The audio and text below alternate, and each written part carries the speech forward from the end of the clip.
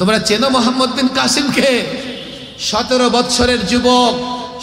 বছরের যুবক আরব থেকে দিল্লিতে এসে ইসলামের পতাকা উড্ডীন করেছিল একজন যুবক, যার নাম মোহাম্মদ বিন কাসিম।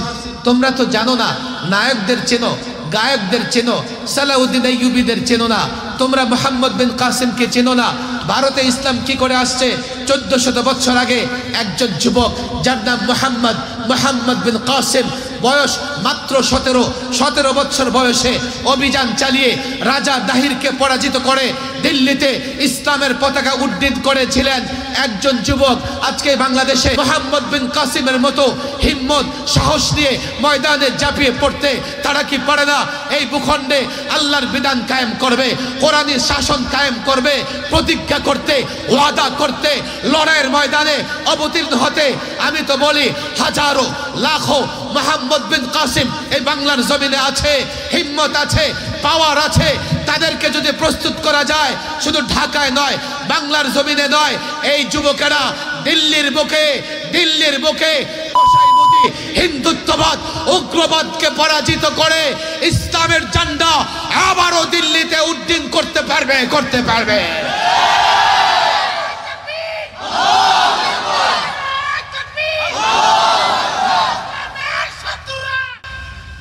আল্লাহ তাবারক ওয়া তাআলা এমন একটি আন্তর্জাতিক মাহফিলে আমাদের এসে বসার তৌফিক দিয়েছেন।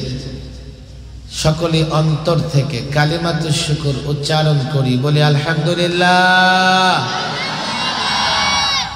সবাই কিন্তু বলি নেই, যুবকরা বলতেছো না, কিন্তু তোমরা সাউন্ড জমা রাখতেছো। নির্বাচন আসতেছে না, তখন তো 2 জন স্লোগান দিবা, মনে হয় যে মাটি কাঁপতেছে। বলো আলহামদুলিল্লাহ। বাচ্চাদের আওয়াজ জয়যুক্ত হয়েছে, যুবকদের আওয়াজটা জয়যুক্ত হয়নি। বলো আল্লাহু আকবার। মাশাআল্লাহ, আওয়াজ তো, ভলিউম তো ভালো আপনাদের। এখান থেকে নদী কাছে নাকি দূরে? এদিকে কি আছে না, সাগর টাগর আছে না? দক্ষিণে কত দূরে? অনেক দূরে। আমি তো জানতাম সোনাগাজীর এক পাশে মনে হয় সাগর নদী আছে, বড় বড় প্রজেক্ট আছে মনে হয়, মাছ চাষের প্রজেক্ট আছে না এদিকে? একবার আসছিলাম গত বছর, ভুলে ঘুরতে শেষ। বড় বড় প্রজেক্ট থাকার কথা। নোয়াখালী, ফেনী, লক্ষ্মীপুর এই অঞ্চলটাতে যথেষ্ট বড় বড় প্রজেক্ট আছে। নদী মাতৃক, সাগর মাতৃক এলাকার লোকজনের সাউন্ড বড় হয়, এটা ভোলা বরিশাল গেলে বোঝা যায়। আপনাদের সাউন্ড ছোট, এই জন্যই নদী দূরে।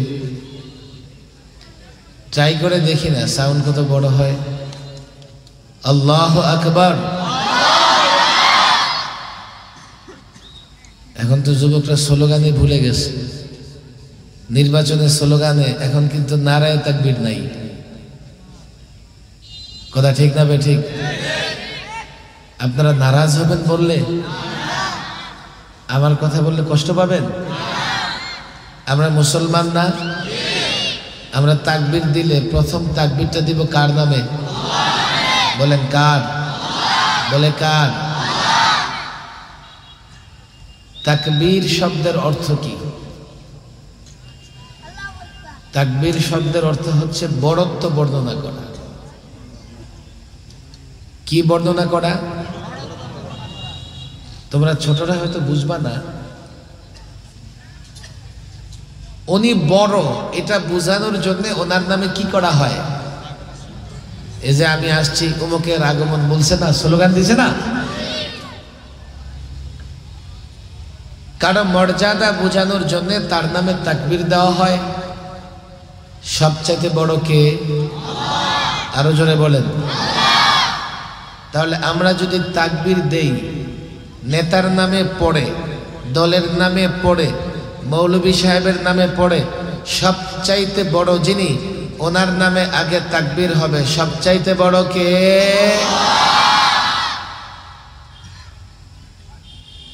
আমাদের রাজনীতি, আমাদের ধর্ম, আমাদের ইসলাম থেকে যদি মুক্ত করে ফেলি,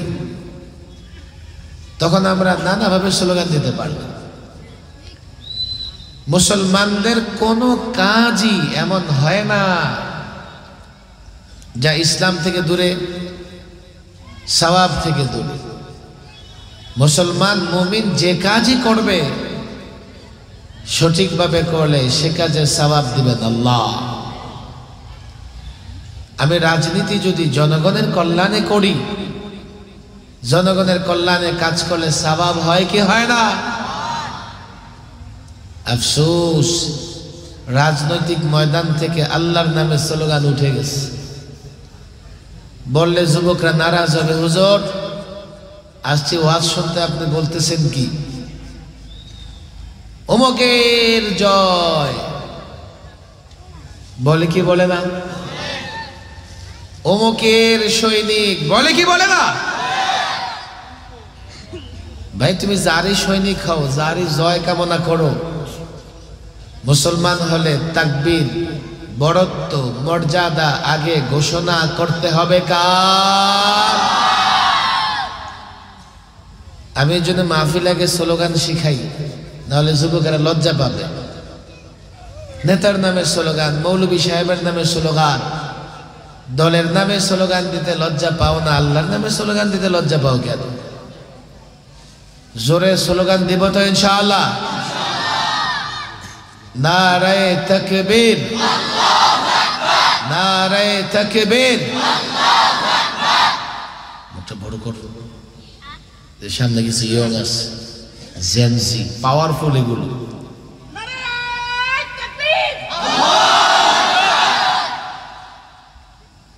এই প্রজন্মের যুবকরা কিন্তু পাওয়ারফুল হয়। আমি অনেক গবেষণা করছি। এই মুরব্বীরা শোনেন, আপনারা বসে যান, জায়গা না থাকলে স্টেজে এসে যান। আর চেয়ার লাগলে আরো কিছু চেয়ার দেন, মুরব্বীরা যারা নিচে বসতে পারবে না তারা চেয়ারে বসবে। এই মিস্টার ইয়ং পারসন, তুমি চেয়ার ছাড়ো বাবা, তুমি আমার কাছে আসো, মুরব্বীদের বসতে দাও। হ্যাঁ, তোমরা যারা হাত দিতে শক্তি আছে নিচে বসো, মুরব্বীদের বসতে দাও। আবার যুবকদের একটা ভিন্ন সমস্যা আছে, কি জানেন? এমন টাইট ফিট প্যান্ট পরে নিচে বসতে পারে না। আরে আছে না নাই? জাপানি গো ষড়যন্ত্র এটা। এই ষড়যন্ত্রে আমাদের যুবকরা পড়ে গেছে। তুমি যার নামে তাকবীর দাও, বৈধ তাকবীর, হালাল তাকবীর, যার নামে স্লোগান দাও, স্লোগানটা শুরু করতে হবে কার নামে? আমি পাওয়ারফুল যুবকদের কথা বলতেছি। এই প্রজন্মের যুবকরা খুব পাওয়ারফুল। হুজুর কেন পাওয়ারফুল? এই প্রজন্মের যুবকেরা কোনো অন্যায় মানতে রাজি নয়। 16 বছর আমরা যা পারি নাই, তোমরা 16 দিনে করে দেখাইছো। আমারে বলে হুজুর আপনারা পেছনে থাকেন, আমরা এই প্রজন্ম, আমরা জেনজি, আমরা কোনো অন্যায়ের কাছে মাথা নত করব না। 1400 ছাত্র, 1400 এই যুবক জীবন দিয়ে ফেলছে। পাওয়ারফুল যুবক যখন তাকবীর দিবে সেটাও পাওয়ারফুল হবে। তোমরা পাওয়ারফুল যুবক, অন্যায়ের বিরুদ্ধে অপ্রতিরোধ্য শক্তি, কেউ তোমাদের প্রতিরোধ করতে পারবে না। শুরুটা হবে তাকবীর, আল্লাহর নামে স্লোগান দিয়া। কথা ঠিক না বেঠিক? নারায়ে তাকবীর, লিল্লাহি তাকবীর। কোরআন সুন্নাহর আলো, কোরআন সুন্নাহর আলো। আলেম ওলামা যেখানে, মাদ্রাসা মসজিদ যেখানে, কোরআন সুন্নাহ যেখানে, স্লোগান দাও, সমস্যা নাই। কিন্তু মুসলিম হিসেবে আমার ঈমানের যে দাবিগুলো আছে সেগুলো আগে পূরণ করতে হবে। আমি মাত্র তো আপনারা আসতেছেন, বসতেছেন, হয়তো আমার লম্বা আলোচনা করা হবে না। আপনারা ধীরে ধীরে আসবেন, অনেক রাত পর্যন্ত আসবেন, খাওয়া দাওয়া শেষ করে আসবেন। আমি একটা বিষয় নিয়ে হয়তো বা 20-25 মিনিট কথা বলতে চাই, কিন্তু এটাকে ওয়াজ মনে করলে হবে না। মাদ্রাসার ছাত্রদের বলি, তোমরা দ্রুত আমার এখানে আসো। আলেম ওলামারা, সম্মানিত আলেম যারা, নিচে না বসে স্টেজে চলে আসে। ওয়াজ আমি বিনোদন মনে করি না, ওয়াজকে আমি সার্কাসও বানাইতে চাই না। ওয়াজ হয় তালিম, শিক্ষার জন্য। আমরা ওয়াজ থেকে কিছু বিষয় শিখব, আবার সেই বিষয়ে আমল করবার চেষ্টা করব। কথা ঠিক না বেঠিক? ওয়াজে যা শুনবেন, যাবার সময় হিসাব মিলাবেন আজকের ওয়াজ থেকে আপনি কি শিখতে পেরেছেন। শুধুমাত্র ওয়াজকে যদি কানের মজা বানানো হয়, শুনলাম ভালো লাগছে, বাস কিছুই শিখলাম না, তাহলে এত বড় আয়োজন তত একটা সফল হবে না। আমরা কি শিখব? কোরআনুল কারীম থেকে একখানা আয়াত আমি তেলাওয়াত করেছি। মাদ্রাসার ছাত্র যদি আশেপাশে থাকো, তোমরা আসো, আমার কথার সাক্ষী তোমরা। এবং আমি যদি কোনো কথা বুঝাতে সক্ষম না হই, এই যুবকেরা তোমাদের ধরবে, যাতে তোমরা তাদেরকে সঠিকভাবে বিষয়টা উপস্থাপন করতে পারো। এই জন্য মাইকের আওয়াজ যত দূর যাচ্ছে, আলেম মাদ্রাসার ছাত্র তাদেরও আসা উচিত। আমি যে আয়াত তেলাওয়াত করেছি কোরআনুল কারীম থেকে, যে সূরা থেকে আয়াত তেলাওয়াত করেছি, এই সূরার নাম হচ্ছে সূরাতুল মাইদা। সূরা মাইদা নাম শুনছেন? শুনছেন কি শুনছেন না? সূরার নাম কি বলেন? সূরার নাম কি? সূরার নাম কি? আয়াত নম্বর 104। আয়াত নাম্বার কত বলেন? আয়াত নাম্বার কত? হুজুর এত করে কেন বলতেছেন? বলতেছি কেন জানো? আমি বলবো, কথা তোমার মন মতো হবে না, যাওয়ার সময় মানে গালি দিতে দিতে যাবা। আরে গত 16 বৎসরে আমাদের কোনো অপরাধ ছিল না।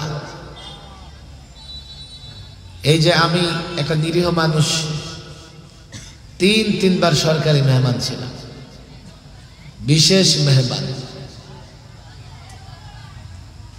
সর্বশেষ 21 থেকে 23 লম্বা সময় এখানে অনেক যুবকেরা বসছে, মুসল্লি ভাইয়েরা বসছে। অপরাধ কি ছিল? আমরা কিছু কথা বলেছি এমন যা শাসক গোষ্ঠী বুঝতে পারে নাই, তাদের দল সংগঠনগুলো বুঝে নাই, অথচ আমরা সকলের কল্যাণের জন্য কথা বলেছি। আজকে যদি আমার কথা তোমাদের বুঝাতে না পারি, একদল তো আসে আমার বিরুদ্ধে, কাল তোমরা আমার বিরুদ্ধে চলে যাবা। এই জন্য আমি কি বলছি রেফারেন্স দিয়ে দিচ্ছি। যদি তোমাদের কারো মনে হয় আমি যথাযথ বলি নাই, যাও ঘরে গিয়া এ আয়াত খোলে যে কোনো একটা বাংলা অনুবাদ বা তাফসির দেখে নাও। আমি কোরআন থেকে বললাম কিনা, আমি যথাযথ সঠিকটা বললাম কিনা, যাতে যথাযথ বললাম কিনা এটা আপনারা যাচাই বাছাই করতে পারেন। এই জন্য আমি রেফারেন্সও দিয়ে দিচ্ছি। বলবেন হুজুর কোরআনে কারীমের আয়াত দেখে কি আমরা কিছুই বুঝবো? হ্যাঁ বুঝবেন। কোরআনুল কারীমের অধিকাংশ আয়াতই আল্লাহ তাবারক ওয়া তাআলা সাধারণ মানুষ অনুবাদ দেখলেই, তর্জমা দেখলেই বুঝতে পারবে এমনই অবতীর্ণ করেছেন। কিছু আয়াত বুঝবার জন্যে গবেষণা দরকার, পণ্ডিত হবার দরকার, আলেম হবার দরকার।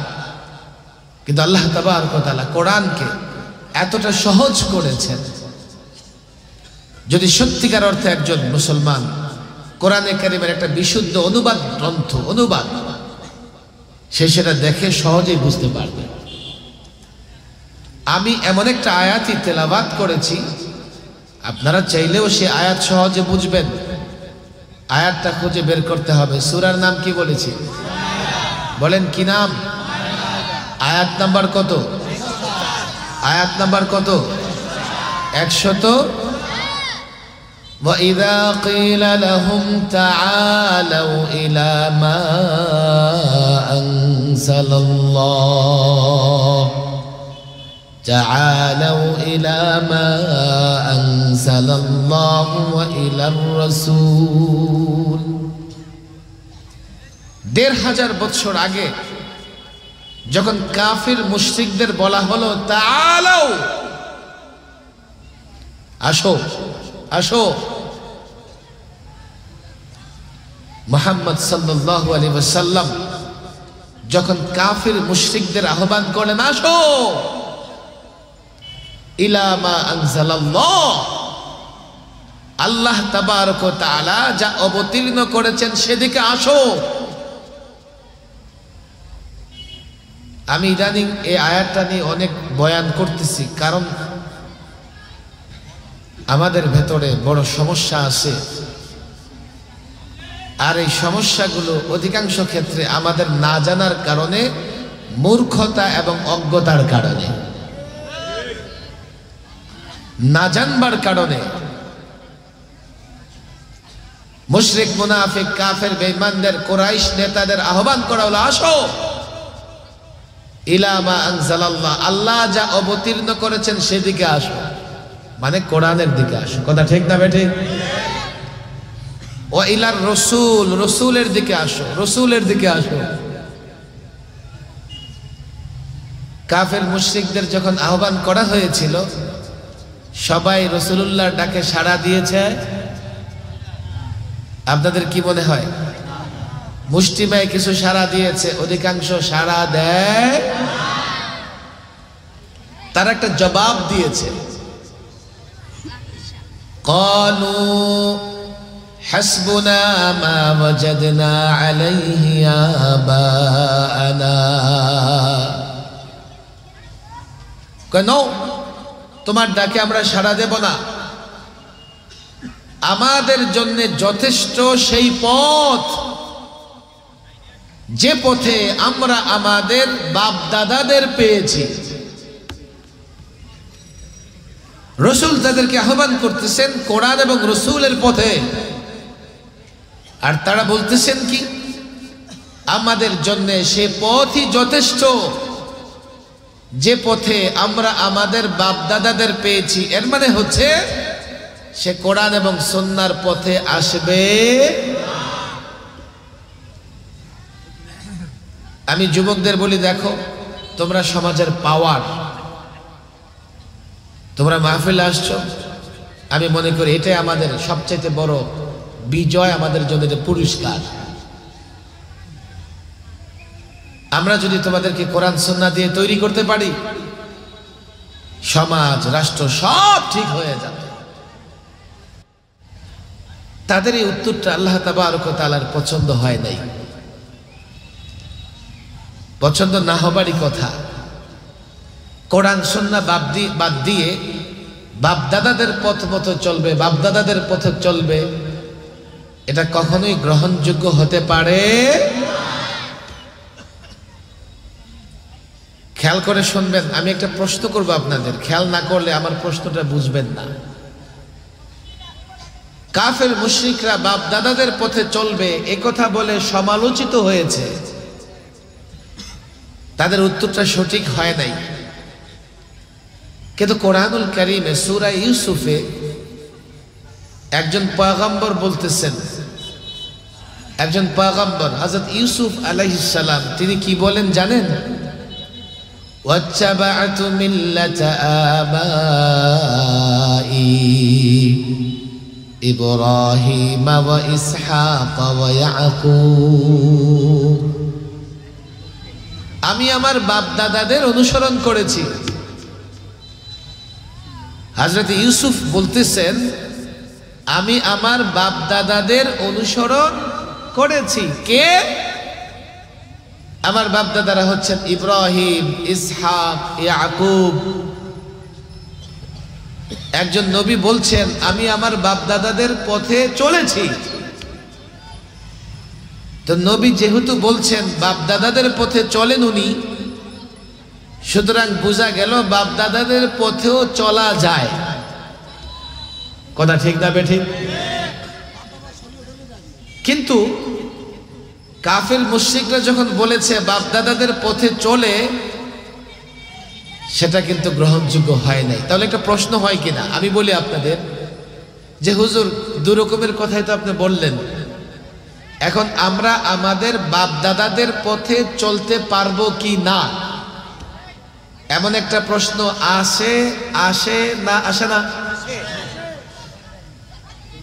আমরা আমাদের বাপ দাদাদের পথে চলতে পারবো কি না, এমন একটা ফয়সালা দরকার আছে না নাই? আমার প্রশ্নটা কে কে বুঝছেন? হাত উঠান দেখি। যুবকরা, ইয়ং, সবাই বুঝছেন? আবার বলি প্রশ্ন, আমরা দেখলাম দু রকমের আয়াত এখানে আমরা তেলাওয়াত করেছি। সিদ্ধান্ত দরকার যে বাপ দাদাদের অনুসরণ করতে পারবো কি? উত্তরের জন্য অপেক্ষা করতে হবে না, আল্লাহ তাবারক ওয়া তাআলা উত্তর দিয়ে দিয়েছেন। আওয়ালাউ কানা আবাউহুম লা ইয়ালামুনা শাইআ ওয়া লা ইয়াহতাদুন। আরে এই কাফের মুনাফিক মুশরিকরা যে বলে তারা তাদের বাপ দাদাদের পথে চলবে, আচ্ছা তাদের বাপ দাদাদের যদি ইলম না থাকে, লা ইয়ালামুনা শাইআ, তাদের বাপ দাদাদের যদি ইলম না থাকে, তাদের বাপ দাদারা যদি কিছুই না জানে, ওয়ালা ইয়াহতাদুন, এবং তাদের বাপ দাদারা যদি হেদায়েতের পথে না থাকে,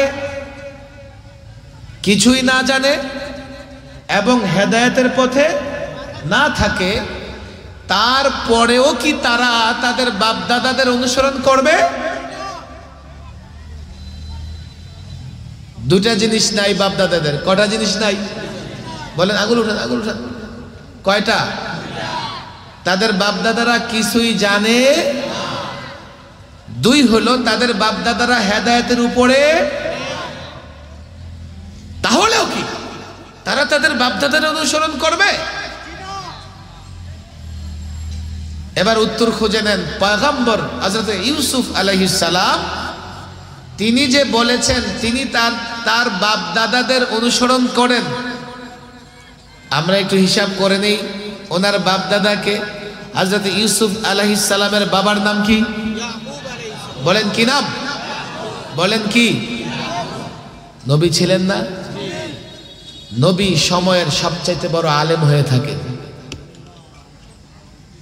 এবং নবী শুধু হেদায়েতের উপরে নয়, উনি লোকদেরকে হেদায়েতের দিকে ডেকে থাকেন। কথা ঠিক না ঠিক? এবার বলেন, হযরত ইউসুফের দাদার নাম কি?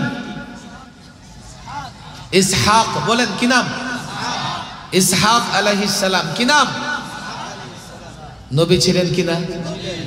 হেদায়েতের উপর ছিলেন কিনা? পরদাদার নাম কি? পরদাদার নাম কি? নবী ছিলেন। কথা ঠিক না ঠিক? নবী ছিলেন, নবী আলেম হয়ে থাকেন, নবী হেদায়েতের উপরে থাকেন। যেহেতু পয়গম্বর হযরত ইউসুফ আলাইহিস সালামের বাবা নবী, আলেম নিঃসন্দেহে, হেদায়েতের উপর নিঃসন্দেহে, হাদি নিঃসন্দেহে, দাদা নবী হাদি, পরদাদা নবী হাদি। নবী যখন বলেছেন আমি আমার বাপ দাদাদের অনুসরণ করি, সেহেতু বাপ দাদাদের ভিতরে দুইটা গুণই ছিল, এলেমও ছিল, হেদায়েতও ছিল। এই জন্যে তার কথা গ্রহণযোগ্য হয়েছে। কাফের বেঈমানরা তারা যখন বলছে, মুনাফিকরা মুশরিকরা যখন বলছে তারা তাদের বাপ দাদাদের অনুসরণ করে, কাফের বেঈমান তাদের বাপ দাদাদের কোরআন সুন্নাহ আসমানি কিতাবের এলেম ছিল না, তারা হেদায়েতের উপরে ছিল না। কেউ আগুন পূজা করত, কেউ পাথরের পূজা করত, কেউ মূর্তি পূজা করত, কেউ নক্ষত্র পূজা করত। তারা যেহেতু হেদায়েতের উপরে ছিল না, তাদের বাপ দাদাদের যেহেতু আসমানি কিতাবের এলেম ছিল না, সেজন্যই তাদের কথা গ্রহণযোগ্য নয়। কথা ঠিক না বেঠিক? ঠিক তো বলছেন? আমার উপর আবার নারাজ হবেন নাকি? আমার কিছু প্রশ্নের উত্তর দেন। আমরা কি শুধুমাত্র আমাদের বাপ দাদাদের অনুসরণ করি না অন্য কারো অনুসরণ করি? না না না, এই দুনিয়াতে আমরা শুধু বাপ দাদাদের অনুসরণ করি না নেতারা অনুসরণ করি? নেতার অনুসরণ করি না, দলের অনুসরণ করি না, পীরের অনুসরণ করি না, আলেমের অনুসরণ করি না? আপনাদের কষ্ট হইতেছে?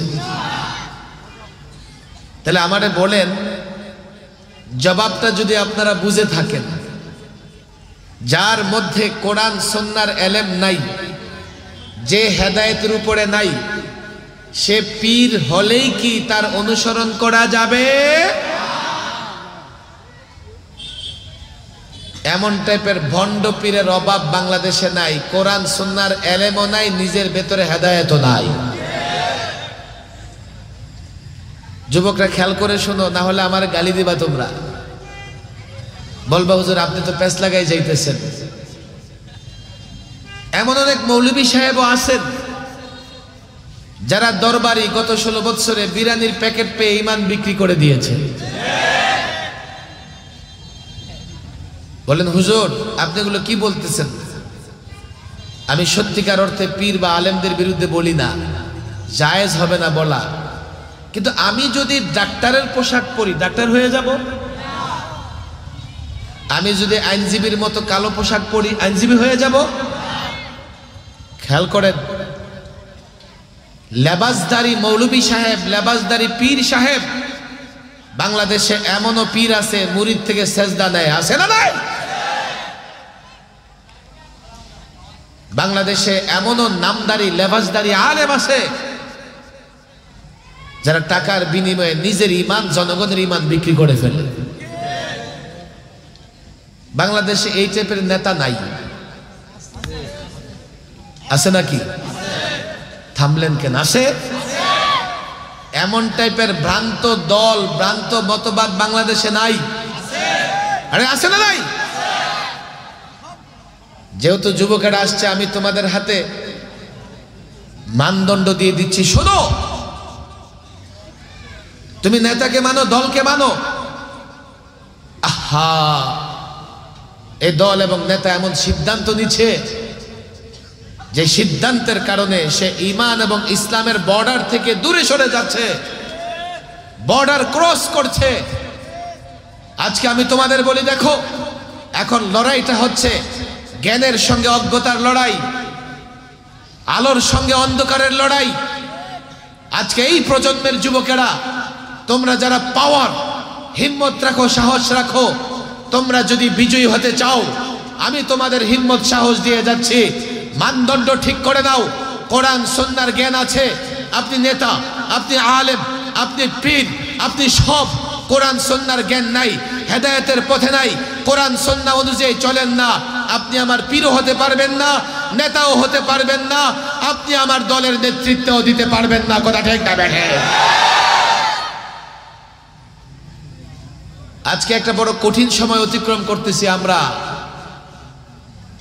বললে কেউ নারাজ হয়ে যাবে, তুমি নারাজ হও, আমি কি করব? আমরা দেখেছি এবারকার দুর্গা পূজাতে না বুঝে অনেক দলের নেতারা গিয়ে শুভেচ্ছা জানিয়েছে, কিন্তু এখন পর্যন্ত আমি ওদেরকে প্রকাশ্যে ক্ষমা চাইতে দেখি নাই। নেতা যেদিকে যায় তার দলের কর্মীরা সেদিকে যায়। কথা ঠিক না বেঠিক? এই জন্য নেতা যদি ক্ষুদ্র পরিসরে ভুল করে, তার বৃহত্তর পরিসরে ক্ষমা চাওয়া উচিত। আমার ভুল হয়ে গেছে, বলবে হুজুর শুভেচ্ছা জানাইলে সমস্যা কি? এটা বুঝবার জন্য মুফতি হওয়ার দরকার নাই, আপনি নিজেও বুঝবেন। আমার দিকে তাকান, শুভেচ্ছা মানে শুভ ইচ্ছা। শুভেচ্ছা মানে কি? বলেন কি? কাউকে শুভেচ্ছা জানানো মানে শুভ, কল্যাণ, ভালো। ইচ্ছা মানে কামনা, তাকে কল্যাণ কামনা করা, তার কল্যাণ কামনা করা। আচ্ছা বলেন, মূর্তি পূজায় কোনো কল্যাণ আছে? কোরআন হাদিসে আছে না নাই? মূর্তি পূজা করলে মুশরিক জাহান্নামে যাবে, আছে না নাই? জাহান্নামে কোনো কল্যাণ আছে? তুমি শুভেচ্ছা কেমনে জানাবো? বলে হুজুর, বলে হুজুর আপনি কি তাহলে কি বলেন? মন্দির ভাঙো, মূর্তি ভাঙো? নো! ইসলাম প্রত্যেক ধর্মের স্বাধীনতা দিয়েছে। বাংলাদেশে প্রত্যেক ধর্মের লোকেরা স্বাধীনভাবে তার ধর্মকর্ম পালন করবে, কিন্তু এর মানে এই নয় তুমি তোমার ঈমানের বর্ডার ক্রস করে তার কুফর এবং শিরকে শুভেচ্ছা জানাবে। জেনে বুঝে কেউ জানালে তার ঈমান হেফাজত করতে পারবে না। তোমাদের লজ্জা হয় না? একজন অমুসলিম তোমার জুমার নামাজে আসে না, একজন অমুসলিম তোমার ঈদের নামাজে আসে না, তুমি গরু জবাই করবা সেটা সে পছন্দ করে না। তুমি এতটা উদার কেন, এতটা সহনশীল কেন? ঈমানের সীমা লঙ্ঘন করে কাফের বেঈমানের মূর্তি পূজায় গিয়ে শুভেচ্ছা জানাও। নেতারা যারা জানিয়েছে প্রকাশ্যে তওবা করো, জাতি না হলে বিভ্রান্ত হবে, তাদের ঈমানও থাকবে না। এদেশে সব ধর্মের লোকেরা নিরাপদ, এটা ইসলামের সৌন্দর্য। ইসলাম সব ধর্মের লোকদেরকে স্বাধীনতা দিয়েছে, কিন্তু এই স্বাধীনতা দেয় নাই যে তুমি তোমার ঈমানের সীমানা লঙ্ঘন করে তার কুফর এবং শিরকের সীমানায় চলে যাবা। আজকে ওপেন বলতে হয়, রাজনৈতিক কারণে বাংলাদেশে যেই পরিমাণ আমাদের যুবকেরা ঈমান হারা হচ্ছে, ভণ্ড পীরদের কারণে যেই পরিমাণ যুবকেরা ঈমান হারা হচ্ছে, দরবারি মৌলভী সাহেব, চাটুকার মৌলভী সাহেবদের কারণে এই প্রজন্ম যেভাবে বিভ্রান্ত হচ্ছে, জাতিকে সতর্ক না করলে এই জাতি নিজেদের ঈমান হেফাজত করতে পারবে না। তোমরা বলতে পারো, হুজুর আমরা যে সাধারণ নেতাদের মানি এমনকি সব ছেড়ে দিব? শোনেন, আমার কথা শেষ করতে দেন, না হলে আপনারা ভুল বুঝবেন। আমাদের দেশের ডাক্তার আমাদের নেতা আছে না নাই? ইঞ্জিনিয়ার আমার নেতা আছে না নাই? রাজনৈতিক পণ্ডিত আমার আপনার নেতা আছে না নাই? খেয়াল করে শোনেন, এক্ষেত্রে আমরা কি করব? ভাই আপনি ডাক্তার, যখন ডাক্তার, যতক্ষণ পর্যন্ত ডাক্তার সাহেব ডাক্তারি সাবজেক্টে কথা বলবে আমি তার কথা মানব। মানবো কি মানবো না? ইঞ্জিনিয়ার সাহেব ইঞ্জিনিয়ারিং সাবজেক্ট নিয়ে যতক্ষণ আমার কথা বলে সম্মানের সহিত মানব। কথা ঠিক না বেঠিক? কোর্টে মোকদ্দমায় উকিল ব্যারিস্টার সাহেব আমাকে পরামর্শ দিলে আমি সেটাও মানার চেষ্টা করব। কিন্তু তোমরা যারা নেতাদের অনুসরণ করো, মাথায় রাখবা, ইসলামের কোনো বিষয় হলে, কোরআন সুন্নাহর বিষয় হলে আলেমের পরামর্শ ছাড়া, আলেমের কাছে জানবা ছাড়া, জানা ছাড়া কারো অনুসরণ করা যাবে না। আমি কি ভুল বলতেছি? সঠিক বলতেছি? আপনাদের একটা বাস্তব ঘটনা শোনাবো। আমি 2011-তে সরকারি মেহমান হই, 16 বছরের প্রথম দফায়। আমরা তখন একটা বিষয় নিয়ে আন্দোলন করতেছিলাম। কি বিষয় জানেন? 11-তে সরকার একটা নারী নীতিমালা তৈরি করছিল। আমরা বলেছি আমরা চাই নারীদের জন্য নীতিমালা হোক, আমরা চাই নারীদের উন্নয়ন হোক, কিন্তু এই নীতিমালায় 30-32টা কোরআন সুন্নাহ বিরোধী ধারা আছে, এগুলো আমরা মানতে পারবো না। আল্লামা মুফতি আমিন রাহিমাহুল্লাহ 4 এপ্রিল হরতাল পালন করলেন। সরকার কি করলো? আমাদের ধরে জেলে বলল। ঢাকা কোর্টে আমার এক পুলিশ অফিসার বলতেছে, হুজুর আপনারা আন্দোলন করেন কেন? আমি বলি, দেখেন না, নারী নীতিমালায় কোরআন সুন্নাহ বিরোধী ধারা আছে। এখন আমরা আলেমরা যদি আন্দোলন না করি, আন্দোলন করবে কে? সাধারণ মানুষ তো কোরআন সুন্নাহ বুঝে না, আমাদেরকে তো কথা বলতে হবে। বলে, হুজুর শুধু কোরআন সুন্নাহ আপনারাই বুঝেন, প্রাইম মিনিস্টার, এত বড় নেতা, প্রাইম মিনিস্টার, উনি বুঝে না? আমি যুবকদের বলি, শোনো, বিতর্ক কি হইছে। কেননা আমাদের গ্রেফতারের কয়েকদিন আগে কক্সবাজারে উনি এক সম্মেলনে প্রাইম মিনিস্টার বক্তৃতা করতেছেন, এই নারী নীতিমালায় কোরআন সুন্নাহ বিরোধী কিছুই নাই, কিছুই নাই। এই জন্য পুলিশ অফিসার মনে করতেছে শুধু আপনারাই কেন বুঝেন, উনিও তো বুঝে, উনি তো বলেছে কোরআন সুন্নাহ বিরোধী কিছুই নাই, আপনারা কেন আন্দোলন করতেছেন? আমি তারা বললাম কি, ও আচ্ছা, প্রাইম মিনিস্টার তো বড় ডাক্তার, সে তখনও বুঝে নাই ঘটনা কোন দিকে যাবে, চুপ, কিছুই বলে না। আমি বললাম প্রাইম মিনিস্টার তো বড় ইঞ্জিনিয়ার। এখন সে বুঝছে, আরে হুজুর বলে কি, না না না না উনি ইঞ্জিনিয়ার না। আমি বললাম না না না উনি অনেক বড় বিজ্ঞানী, নাসার বিজ্ঞানী। কেন হুজুর বিজ্ঞানী হতে যাবে কেন, বাংলায় পড়াশোনা করছে। আমি বললাম ডাক্তারি না পড়লে ডাক্তার হওয়া যায় না, ইঞ্জিনিয়ারিং না পড়লে ইঞ্জিনিয়ার হওয়া যায় না, বিজ্ঞান না পড়লে বিজ্ঞানী হওয়া যায় না। প্রধানমন্ত্রী হয়েও ডাক্তার হতে পারলো না, ইঞ্জিনিয়ার হতে পারলো না, বিজ্ঞানী হতে পারলো না। তো কোরআন সুন্নাহ না পড়ে উনি ইসলাম কেমনে বুঝলো? আমাদের ঢাকা দক্ষিণের তৎকালীন মেয়র, এখন পলাতক, এক বক্তৃতায় আলেমদের বিরুদ্ধে বলতেছে, বলতে বলতে একটা পর্যায়ে কি বলতেছে জানেন? আমি আলেম, আমিও মক্তবে আলিফ বা তা সা পড়েছি। আমি এরপর দিন জুমার বক্তৃতায় মুসল্লিদের বললাম আমিও ব্যারিস্টার, আমি উকিল ব্যারিস্টার। মুসল্লিরা বড় বড় চোখ করে তাকাই রয়েছে। হুজুর এক চোখ আপনার পেছনে জুমা পড়ি, কোনোদিন তো আপনার ব্যারিস্টার মনে হয় নাই, হঠাৎ করে আপনি ব্যারিস্টার কেমনে হয়ে গেছে? আমি বললাম আপনাদের মেয়র সে যদি মক্তবে আলিফ বা তা সা পড়ে আলেম হতে পারে, আমিও তো ABCD পড়েছি, আমি কেন ব্যারিস্টার হতে পারবো না? ভাই দুনিয়াবি তোমাদের নেতা যারা, তুমি যেই দল করো, আমার কথা হাতে পায়ে ধরি, বুঝবার চেষ্টা করো। আমি তোমাকে বলি না রোগী হলে আমার কাছে আসো, আমি ডাক্তার নই। আমি বলি না বাড়ি নির্মাণ করবো, আমার কাছে আসো, আমি ইঞ্জিনিয়ার নই। কিন্তু আমি বলি কোরআন সুন্নাহর ব্যাখ্যার প্রয়োজন হলে আলেমদের কাছে যাও। কথা ঠিক না বেঠিক? আজকে বড় শয়তানি হচ্ছে সেই জায়গায়, বড় পদ পেয়ে গেছে, চেয়ারম্যান হয়ে গেছে, MP হয়ে গেছে, প্রাইম মিনিস্টার হয়ে গেছে, বড় অফিসের বড় চেয়ারে বসে গেছে। সে মনে করে আলেম দরকার নাই, মাদ্রাসা দরকার নাই, কোরআন সুন্নাহ দরকার নাই, নিজে নিজে ইসলামের ব্যাখ্যা দেয়। এমন নেতা যদি থাকে তোমার, এমন ব্যক্তির যদি অনুসরণ করো, পরিষ্কার বলে দাও আমি তোমাকে ইসলামের পণ্ডিত মনে করি না, আমি আলেম মনে করি না। এরপরে যদি সেই ব্যাখ্যা দিতে থাকে, এমন নেতা এমন অফিসারের অনুসরণ করা যাবে না। ওনাদের লজ্জা লাগে ইসলামের ব্যাখ্যা আলেম থেকে নিতে। এই বেটা, আমি আলেম যখন অসুস্থ হই, আমি ডাক্তারের কাছে যাইতে লজ্জাবোধ করি না। একজন মেম্বার চেয়ারম্যান যদি বাড়ি বানাবে, ইঞ্জিনিয়ারের কাছে যাইতে লজ্জাবোধ করে না।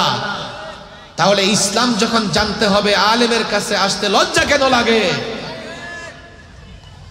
শয়তানের কাজ এটা।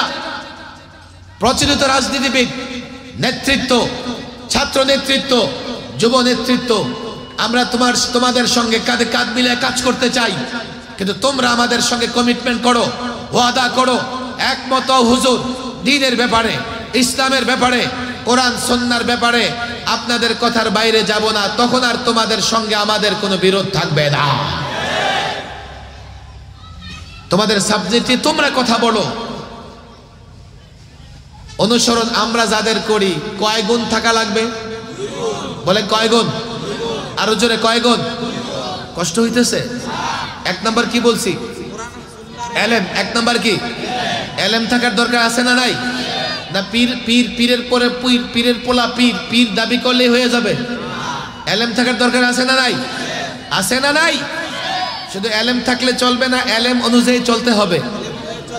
এলেম অনুযায়ী যেটা চলে আমরা বলি হেদায়েত। কি বলি? বলেন কি বলি? কি বলি? অনেকের এলেম আছে, হেদায়েত নাই। এলেম অনুযায়ী চলে না এমন দরবারি আছে না নাই? এর বাইরে যদি সাধারণ নেতৃত্ব মানতে চাও, তাকে পরিষ্কার আত্মসমর্পণ করতে হবে যে আমি আমার সাবজেক্টে কথা বলবো, কোরআন সুন্নাহর প্রয়োজন হলে আলেমদের কাছে যাব। কথা ঠিক না বেঠিক? পাক্কা ওয়াদা করতে পারবেন? হাত উঠান, হাত উঠান, ওয়াদা করেন। আমি কি বলতেছি আপনারা আপনাদের নেতাদের ছেড়ে দেন? একথা বলছি? আমি বলছি কোরআন সুন্নাহর জ্ঞান যাদের থাকে তাদের কি করতে হবে? অনুসরণ করতে। লম্বা করে হাত উঠান। আর যদি কোরআন সুন্নাহর জ্ঞান না থাকে তাকে আত্মসমর্পণ করতে হবে যার কাছে কোরআন সুন্নাহর জ্ঞান আছে। কথা ঠিক না বেঠিক? হাত নামান। মনে থাকবে তো ইনশাআল্লাহ? যুবকেরা বলে মনে থাকবে তো ইনশাআল্লাহ? আমি আমার মুসল্লি ভাইদের বলি, আমি আলেম ওলামাদেরও বলি, এখন একটা বড় কঠিন সময় আসছে। কেউ ইসলামের নাম নিলেই ইসলাম হয়ে যায় না, পীর দাবি করলেই পীর হয়ে যায় না। অনেক মুফতি আছে কওমি মাদ্রাসার প্রথম জামাতের কিতাব 100 আরবি শিখি পড়তে পারবে না, সেও নিজের নামের সাথে মুফতি লাগায়। আপনারা যদি না বুঝেন ভুল ডাক্তারের কাছে যান। মাঝে মধ্যে দেখবেন নানা জায়গায় স্বাস্থ্য মন্ত্রণালয় থেকে অভিযান চালায়া ভুয়া ডাক্তার ধরে, আছে না নাই? হাতুড়া ডাক্তার ধরে, আছে না নাই? কিন্তু দুঃখজনক ব্যাপার হলো বাংলাদেশে আসলে হাতুড়া মৌলবী, ভুয়া মৌলবী ধরা বড় কষ্ট। বলে হুজুর আমরা করবো কি, কোথায় যাব? এই যে মাদ্রাসা, রহমানিয়া মাদ্রাসা, এই কওমি মাদ্রাসায় দুইটা বৈশিষ্ট্য আছে। আল্লাহু আকবার। তারা এলেম অর্জন করে এবং এলেম অনুযায়ী চলার চেষ্টা করে। কথা ঠিক না বেঠিক? আপনারা নারাজ হবেন, আমি বলবো না। কওমি মাদ্রাসার ছাড়া অন্য মাদ্রাসার এলেম তো আছে, কিন্তু এলেমের পরে আমলটা তাদের দ্বারা হয়। কথা বেঠিক বলছি? উচিত কথা বললে নারাজ হবেন না তো? হ্যাঁ, একটা সময় বাংলাদেশের দুই সিস্টেমের কওমি মাদ্রাসা একই ছিল, এখনো আছে কিছু মাদ্রাসা। ঢাকায়, ঢাকার বাহিরে। ভাই আমি যদি মাদ্রাসায় পড়ি, মৌলবী সাহেব না, তো আমার চেহারাটা মৌলবীর মতো কেন হবে না? আমার পোশাক মৌলবীর মতো কেন হবে না? আমার চলাফেরা মৌলবীর মতো কেন হবে না? যদি না হয়, আমি পুলিশ, আমার গায়ে যদি ইউনিফর্ম না থাকে, আমি যদি বলি আমি পুলিশ, লোকেরা মানবে? মাদারেসা কওমিয়া এবং বাংলাদেশে আরো অন্যান্য যে মাদ্রাসাগুলো আছে, আমি বলি আগে মাদ্রাসায় যাবেন, দেখবেন যে তাদের কথাবার্তা, তাদের লেবাস, পোশাক এবং তাদের ইলম, জ্ঞান, এগুলো প্রজ্ঞা, এগুলো আছে কিনা। বলে হুজুর আপনি তো নতুন দায়িত্ব দিয়ে দিলেন, কিভাবে সম্ভব তালাশ করব? এই ভাই 1 কেজি পেঁয়াজ কিনবেন, 3 দোকানে যান, যায় কি যায় না? আর যদি কেউ মাছ কিনে তো পুরা বাজার 10 বার চক্কর লাগায়। 1 কেজি পেঁয়াজ কি সারা জীবন যাবে? 1 মাস যাবে? তা আপনি তো টোকায় টোকায় পেঁয়াজ কিনেন কেন? এই যে মাছ কিনবেন এক বেলা, সারা জীবন যাবে? 1 বছর যাবে? 1 মাস যাবে? ভাই আপনি 1 কেজি পেঁয়াজ, 1 কেজি আলু, 1 কেজি মটরশুঁটি, 1 কেজি গোশত, 1 কেজি মাছ কিনবেন, পুরা বাজার ঘুরে বেড়ান। আহা, একজন আলেমের অনুসরণ করে জান্নাতে যাবেন, কেন আপনি তালাশ করবেন না? আমাদের জন্য উচিত হক্কানি আলেমের অনুসরণ করা, হক্কানি পীরের অনুসরণ করা। আপনি 1 কেজি মাছ কিনবেন পুরা বাজার ঘুরে, আর একজন টুপি দাড়িওয়ালা দেখেই আপনি মনে করতেছেন কি হয়ে গেছে। মুসলমান যেহেতু টুপি দাড়ি থাকতেই পারে, গায়ে জুব্বাও থাকতে পারে। আমাদের ওস্তাদের মুখে গল্প শোনা, এক যুবকের দুলাভাই বিদেশ থেকে আসছে, সৌদি আরব থেকে। সাধারণত সৌদি আরব থেকে যারা আসে দেশে জুব্বা পরে কি পড়ে না? শালায় দুলাভাইরে ধরছে, দুলাভাই জুব্বাটা দেন, দেখতে ভাল লাগতেছে। শালায় ধরছে, আর কি করবে, এই জুব্বা খুইলা দিছে, শালায় পড়ছে। এখন পড়ছে, একটু ঘুরে বেড়াইতে হইব না, নিজ মহল্লায় অন্য মহল্লায় ঘুরতে ঘুরতে। আব্দুল কুদ্দুস বাজার না এটা, ওখানে চলে গেছে। ঘটনাক্রমে বাজারে যাওয়ার পর আজান দিছে মসজিদে। এখন লোকেরা দেখতেছে এত বড় হাজী সাহেব ঘুরে বেড়াইতেছে, 2-4 জন মিলে ধরছে, ভাই চলেন চলেন চলেন, আজান হয়ে গেছে, মসজিদে চলেন। যেমন আমাদেরকে দেখলে মানুষ বলে, হুজুর নামাজ পড়বেন না, আসেন মসজিদে আসেন। লোকেরা তারা ধরে মসজিদে নিয়ে গেছে। ঘটনাক্রমে ইমাম সাহেব নাই, বাড়িতে গেছে। লোকেরা দেখে এর চাইতে বড় বুজুর্গ আর শাইখুল হাদিস তো নাই। তারা ধৈর্য জোর করে কি করছে, সামনে দিয়ে দিছে। নামাজ 2-4 ওয়াক্ত পড়ছে জীবনে, ইমামতি তো কোনোদিন করে নাই, দাঁড়ায় তোর হাত পা কাঁপতেছে, কোন ক্রমে তাকবীরে তাহরিমা রুকু দিয়া সিজদায় গেছে। সিজদায় যাওয়ার পরে মুসল্লিরা দেখতেছে ইমাম তো উঠে না, ঘটনা কি? আবার কিছু দুষ্ট মুসল্লি আছে না, সিজদা থেকে ঘাড় কাইত করে দেখতেছে, দেখেছে ইমাম নাই। আরে উঠো উঠো, ইমাম তো নাই। দেখেছে সামনে বেড়া ভাঙ্গা।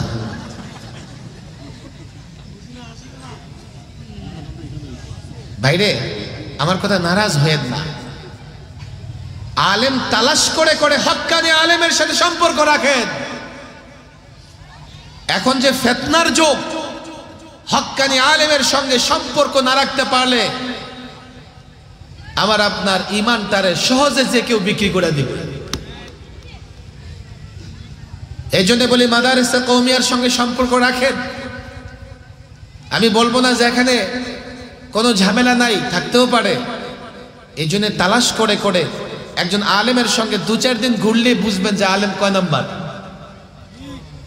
নামে আলেম, নামে মুফতি, নামে শাইখুল হাদিস না, আসলেই এই বেজালের যুগে যদি সত্যিকার অর্থে আলেমদের অনুসরণ করতে না পারেন, এইভাবে রাজনৈতিক দল নেতারা পীরেরা ধরে ধরে ঈমানের গণ্ডি থেকে বের করে কুফর শিরিকের সীমানায় নিয়ে যাবে।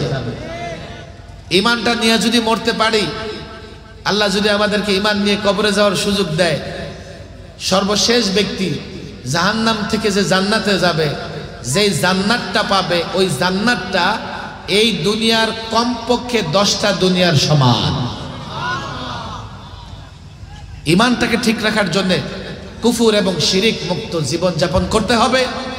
হক্কানি আলেম এবং হক্কানি পীরদের সাথে সম্পর্ক রাখবেন।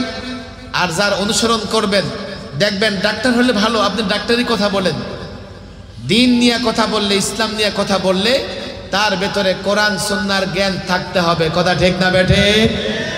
শুধু জ্ঞান থাকলেই হবে না, তাকে হেদায়েতের পথে চলতে হবে। আল্লাহ তাবারক ওয়া তাআলা এই প্রজন্মের যুবক, আমি বলি পাওয়ার, এই যুবকেরা পাওয়ার ব্যাংক, পাওয়ার ব্যাংক। এক একটার ভেতরে যে হিম্মত সাহস, আমি তো মাঝে মধ্যে স্বপ্ন দেখি এই যুবকদের মধ্য থেকে এমন কেউ তৈরি হবে যে মোহাম্মদ বিন কাসিমের মতো ভূমিকা রাখবে। তোমরা চেনো মোহাম্মদ বিন কাসিমকে? 17 বৎসরের যুবক, 17 বৎসরের যুবক আরব থেকে দিল্লিতে এসে ইসলামের পতাকা উড্ডীন করেছিল একজন যুবক, যার নাম মোহাম্মদ বিন কাসিম। তোমরা তো জানো না, নায়কদের চেনো, গায়কদের চেনো, সালাউদ্দিন আইয়ুবীদের চেনো না, তোমরা মোহাম্মদ বিন কাসিমকে চেনো না। ভারতে ইসলাম কি করে আসছে? 1400 বছর আগে একজন যুবক, যার নাম মোহাম্মদ বিন কাসিম, বয়স মাত্র 17 বছর বয়সে অভিযান চালিয়ে রাজা দাহিরকে পরাজিত করে দিল্লিতে ইসলামের পতাকা উড্ডীন করেছিলেন একজন যুবক। আজকে বাংলাদেশে মোহাম্মদ বিন কাসিমের মতো হিম্মত সাহস নিয়ে ময়দানে ঝাঁপিয়ে পড়তে তারা কি পারে না? এই ভূখণ্ডে আল্লাহর বিধান কায়েম করবে, কোরআনী শাসন কায়েম করবে, প্রতিজ্ঞা করতে, ওয়াদা করতে, লড়াইয়ের ময়দানে অবতীর্ণ হতে। আমি তো বলি হাজারো লাখো মোহাম্মদ বিন কাসিম এই বাংলার জমিনে আছে, হিম্মত আছে, পাওয়ার আছে।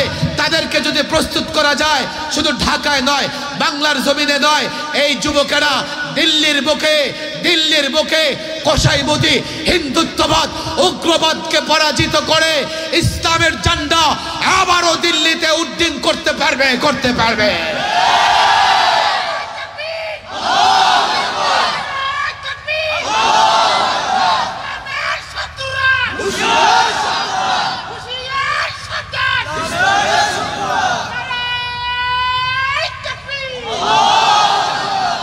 আল্লাহ তাবারক ওয়া তাআলা আমাদের যুবকদেরকে দ্বীনের জন্য কবুল করে দেন। আমাদের বুজুর্গ মুরব্বী যারা, তাদেরকেও নেক হায়াত দান করেন, তাদেরকেও দ্বীনি খিদমাতের সহযোগী বানায়া দেন। ওয়া মা তাওফীকি ইল্লা বিল্লাহ ওয়া মা আলাইনা ইল্লা